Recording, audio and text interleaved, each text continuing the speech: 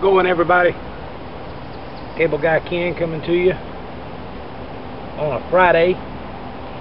All the earthquakes and all the problems they've been having in Japan has put a dampener on my job, because that's where a lot of our metal comes from, and that's where a lot of our stuff goes to, the parts and all. And if they're not open, they don't need our parts. It is extremely wet out here today. My little fire pit that I dug, I had it about maybe a foot deep. I had intended on making a Dakota fire hole out of it, but there's so much water back here in the ground, you can see how black the soil is, that you ain't gonna get much of a fire hole, not where I'm at anyway. I could probably relocate another 100 yards over and get it, but I like where I'm at because of the seclusion. But it'll work. We can make do with what we got. That's what surviving's about. You can't pick where you're going to come into trouble at. You can't decide to break your leg beside a Holiday Inn like, you know, some movie stars do on TV. That ain't going to happen. So you have to adapt to where you're at, as Dave would say.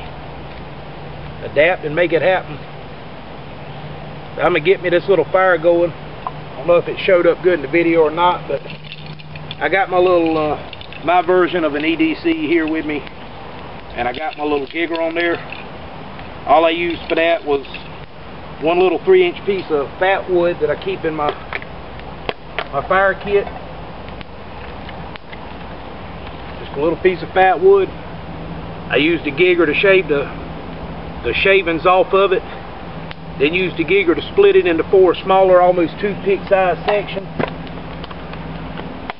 with some fatwood and a small knife like the Gigr or something, and a good ferrocerium rod.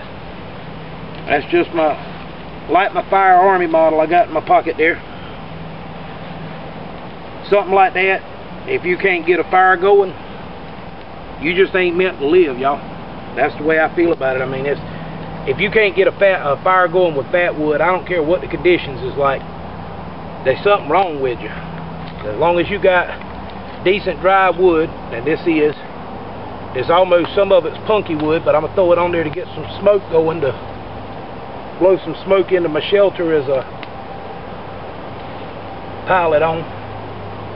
As I put more leaves on there, that smoke will go in there and help run any critters that might be in there out. You can see I got my China shetty that I used to process some wood. I did take the handle off of it.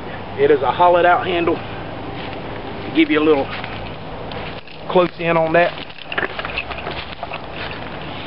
You can see the handle is hollowed out.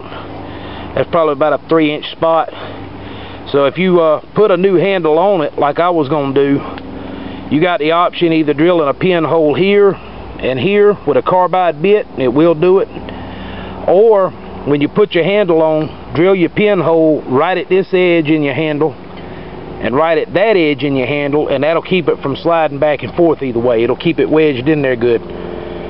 So don't know what I'm gonna do yet. With a pair of gloves on, it ain't too bad chopping and all like it is. I do have a little edge on it now, and I'm gonna start beating the crap out of it today and see what I can do to it to destroy that edge. So let me get my little fire kit put up, get a little cup of water set to boil, make me a cup of coffee, and I'll be back with you fellas here in a bit.